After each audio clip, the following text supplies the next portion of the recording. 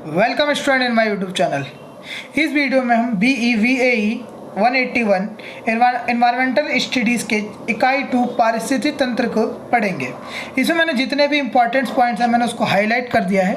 आपका मैंने इस चैप्टर में हमें जो पढ़ना है पारिस्थितिक तंत्र क्या है, पारिस्थितिक तंत्र के घटक क्या होते हैं, पोषी स्तर के बारे में पढ़ना है। इसके बाद आपका पारिस्थितिक तंत्र के क्या कार्य हैं, पोषक चक्र के बारे में पढ़ना और पारिस्थितिक अनुक्रम और पारिस्थितिक तंत्र और मानवीय हस्तक्षेप के बारे में पढ़ना है। इसमें पहला पॉइंट आता है पारिस्थितिक तंत्र क्या है। पारिस्थितिक तंत्र की परिभाषा, एक पारिस्थितिक तंत्र को किसी इकाई के रूप में परिभाषित किया जा सकता है जिसमें सभी जीव सम्मिलित होते हैं जो एक साथ किसी नियत क्षेत्र में भौतिक पर्यावरण मतलब अजैविक घटक के साथ मिलकर कार्य करते हैं, जिससे कि ऊर्जा का प्रवाह निर्धारित जैविक संरचना तक पहुंचता और पदार्थों का चक्रण जैविक और अजैविक भागों के बीच होता है। मतलब इसमें जैविक मतलब जीवित और जो निर्जीव होते हैं इनका आपस में एक साथ मिलकर कार्य जो होता है पूरे पर्यावरण, उसे बोलते हैं पारिस्थितिक तंत्र। अब जैसे आपका पारिस्थितिक गतिक तंत्र है जिसमें सजीव और निर्जीव घटकों के बीच परस्पर क्रिया सम्मिलित होती है और ऊर्जा का निवेश, स्थानांतरण, भंडारण और निर्गम तथा अनिवार्य पदार्थों का चक्र होता है। जैसे देखो, सूर्य से ऊर्जा उत्पादक लेता है, उत्पादक करने पेड़ पौधे होते हैं, फिर उसको स्थूल उपभोक्ता है उसके जो खाते हैं जैसे आपका हिरन वगैरह, फिर सूक्ष्म उपभोक्ता जब ये मर जाते हैं तो उनको खाते हैं, फिर आकार में पोषक ताल में मिक्स हो जाते हैं।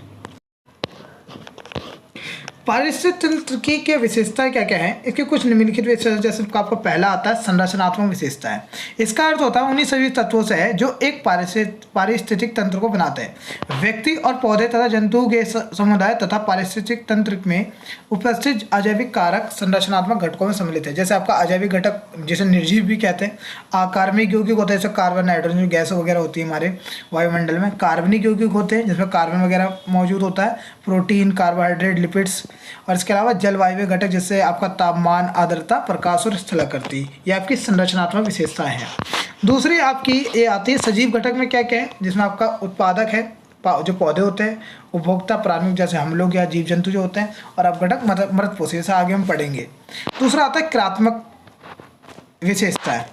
क्रियात्मक आयामों का अर्थ है उन सभी प्रकार की और परस्पर क्रियाओं से है जिन्हें पारिस्थितिक तंत्र में जीवों द्वारा किया जाता है। जैसे ऊर्जा चक्र के बारे में, आहार श्रृंखला, विविधता क्या क्या है, पोषक चक्र, अनुक्रमण, ये पढ़ना में आगे। अब आता है पारिस्थितिक तंत्र का अमाप क्या है। पारिस्थितिक तंत्र अमाप में जल के छोटे से डबरे या थलीय पर्यावास से लेकर भूदृश्य या विशाल वन, एक बायोम, जीवोम और यहाँ तक कि समग्र भूमंडलीय जीवमंडल या पारिस्थितिक मंडल तक विविध हो सकते हैं। ये आपका इस तरीके से बायोम होता है जिसमें बायोम का मतलब पूरा प्रोसेस जो है। सबसे बड़ा पारिस्थितिक तंत्र हमारा जीव मंडल है, जिसमें सबसे ज़्यादा जीव पाए जाते हैं, वो सबसे बड़ा है जीव मंडल, जिसे पारिस्थितिक मंडल भी कहते हैं। पृथ्वी, जल तथा वायुमंडल का वह भाग जिसमें अनेक अपेक्षाकृत छोटे पारिस्थितिक तंत्र होते हैं और प्रचालन करते हैं। जीव मंडल के 3 मुख्य आपका वो सब डिवीज़न बोल सकते हैं इसे, जैसे थलमंडल, जलमंडल और वायुमंडल है। अब ये जलमंडल, वायुमंडल का जलमंडल जो आपके समुद्र वगैरह, सागर वगैरह से मछलियाँ वगैरह थे, वो वायुमंडल जिसमें हम लोग रहते हैं, मतलब हम तो थल में रहते हैं, जो वायु का यूज़ करते हैं वो वायुमंडल, और जो थलमंडल जो आपका ज़मीन पर है। ये तो आपके 3 मंडल हैं, ये फोटो में देख सकते हैं आपका। इसके अलावा जीव मंडल महासागर के तल लगभग 11,000 मीटर पृथ्वी की सतह के नीचे से लेकर पर्वत के उच्चतम शिखर या औसत समुद्र तल से लगभग 9 मीटर की ऊंचाई तक फैला हुआ है। जीव मंडल में सबसे ज़्यादा जीवन महासागर की सतह से 200 मीटर और समुद्र तल से 6,000 मीटर की ऊंचाई के बीच ज़्यादातर पाया जाता है। सजीव जीव पूरे जीव मंडल में एक समान रूप से वितरित नहीं है। कुछ ही जीव ध्रुवीय क्षेत्र में रहते हैं, मतलब अंटार्कटिका, और जबकि उष्णकटिबंधीय वर्षा वन में पौधों और जंतुओं की अत्यधिक समृद्ध पाए जाते हैं। मतलब जहाँ पर आपका ज़्यादा पेड़ पौधे वहाँ पर ज़्यादा पेड़ पौधे पाए जाते हैं। जीवमंडल का थलीय भाग अनेक क्षेत्रों में विभाजन है जिन्हें जीवोम कहते हैं, जो विशाल पारिस्थितिक तंत्र बनाते हैं। इन तंत्र की पहचान इनकी जलवायु, वनस्पति, जंतु जीवन और सामान्य मृदा प्रकार से होती है। कोई दो जीवों में एक जैसे, मतलब कोई 2 जानवर एक जैसे बिल्कुल नहीं हो सकते। जलवायु किसी भी बायोम की सीमा और उनमें पाए जाने वाले पौधों और जंतुओं की प्रचुरता को निर्धारण करती है। सबसे पहले जलवायु कारक जो जीवों की सीमा का निर्धारण करते हैं वे तापमान और आपका वर्षा और जो आपका बर्फ वगैरह होती है वो होते हैं। जलीय तंत्र भी विभिन्न जलीय जीवन क्षेत्रों में विभाजित है। हालांकि इन्हें जीवोम नहीं कहते, लेकिन यह भी बहुत कुछ उनके जैसे ही हैं, क्योंकि ये अपेक्षाकृत भिन्न पौधों और जंतु जीवन के क्षेत्र के होते हैं। अब आता है पारिस्थितिक तंत्र के क्या घटक हैं। प्रत्येक जीवों या जलीय क्षेत्र की छोटी इकाइयों में विभाजित किया जा सकता है, जिन्हें पारिस्थितिक तंत्र कहते हैं। इसलिए एक पारिस्थितिक तंत्र जीवों का एक उपमंडल, जिसे पारितंत्र भी कहा जाता है। पारिस्थितिक तंत्र की किसी भी पूर्ण परिभाषा में जैविक या अजैविक घटक और उन दोनों के बीच की परस्पर क्रियाएं सम्मिलित हैं। उदाहरण के लिए राजस्थान के मरुस्थलीय जीवों में थार मरुस्थल एक पारिस्थितिक तंत्र है, जिसकी पहचान शुष्क स्थितियाँ, रेतीले भूभाग, ठीक है, और गूदेदार पौधों से वहाँ पाए जाने वाले छिपकली और सांपों से पहचान होती है। इसी प्रकार आपका जो तालाब है उसमें मीठे जल का अलग, खारे जल का अलग, और उसमें मछली अलग तरीके की होती हैं। पारिस्थितिक जैसे इकोलॉजी में एक समष्टि परस्पर जनन करने वाले जीवों का एक समूह होता है, जो एक स्थान और काल में एक साथ रहते हैं। एक समष्टि बनाने वाले जीव एक ही जाति के सदस्य होते हैं। जीवित रहने के लिए किसी एक जाति के जीव भिन्न जातियों के जीवों पर निर्भर करते हैं, जिनके साथ वे सक्रिय रूप से अनेक तरीके से परस्पर क्रिया करते हैं। प्रकृति में विभिन्न जातियाँ की समष्टियों का किसी क्षेत्र में समूहन जो परस्पर सहनशीलता और एक दूसरे और अपने पर्यावरण के साथ लाभदायक परस्पर क्रिया के साथ रहती है, वे एक जैविक समुदाय बनाती हैं।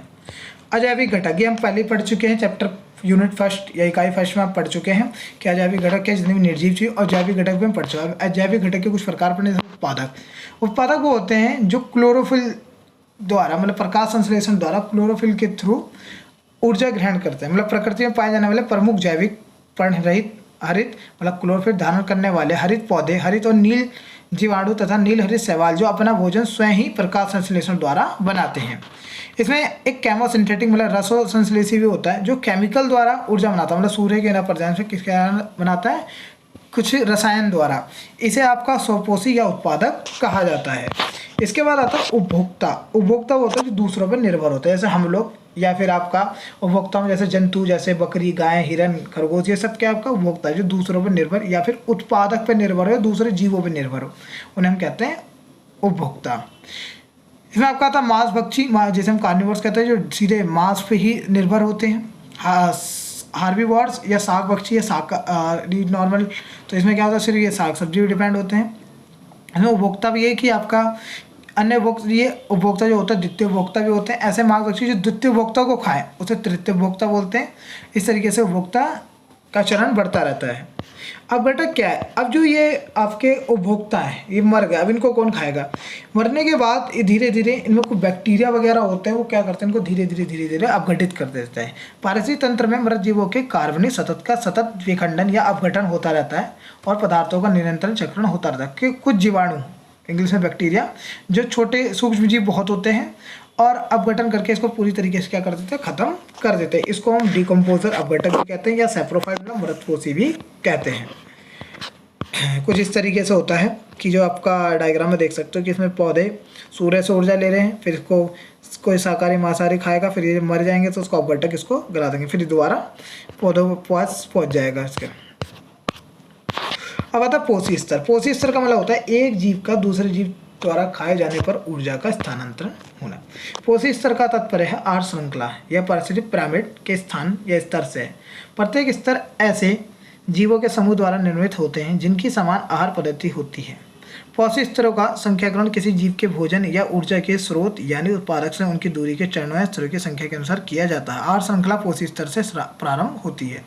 पोषी स्तर फर्स्ट पर प्राथमिक उत्पादक रहते हैं जिन्हें स्वपोषी कहते हैं।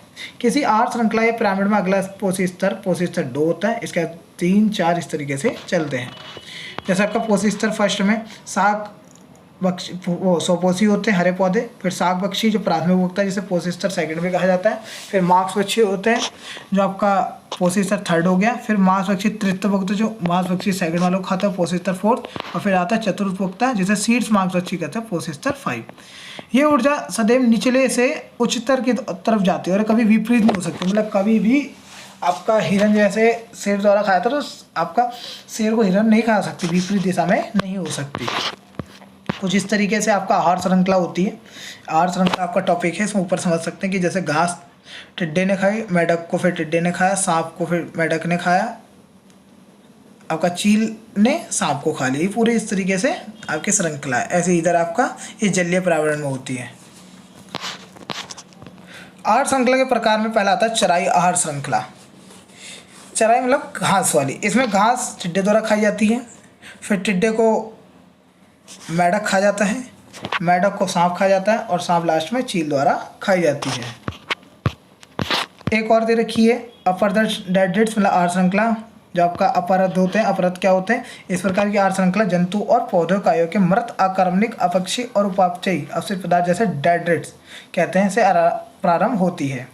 ये फिर इसको प्राथमिक अपरद मतलब जो केंचुआ वगैरह खाया जाता है, फिर इसको द्वितीय अपरद खाए जाते हैं। इसी तरीके से परजीवी है। इसमें आपका जैवरा है, जैवरा को सूत्र कृषि जो होते हैं कीड़े वगैरह को खाया जाता है, फिर उसको मृतपोषी लास्ट में बैक्टीरिया खा जाते हैं। अब आता है पारिस्थितिक तंत्र के कार्य। किसी पारिस्थितिक तंत्र में पदार्थ के चक्रण और ऊर्जा के उपयोग की प्रक्रिया पारिस्थितिक तंत्र के मौलिक कार्यों का निर्धारण करती है।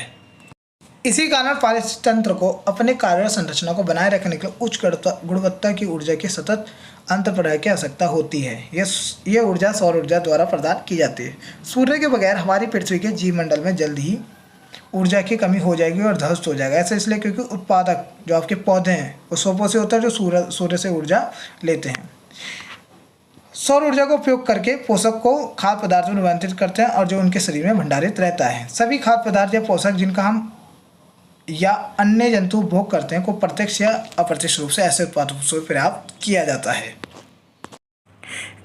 इस वीडियो में हमने यहाँ पर आपके 2.5 पारिस्थितिक के तंत्र के कार्य तक पढ़ लिया है। बाकी अभी इसमें 3 टॉपिक बचे जो लेंथी हैं। इसे नेक्स्ट वीडियो में पढ़ेंगे। पोषक चक्र, पारिस्थितिक अनुक्रम, पारिस्थितिक तंत्र और मानवीय हस्तक्षेप।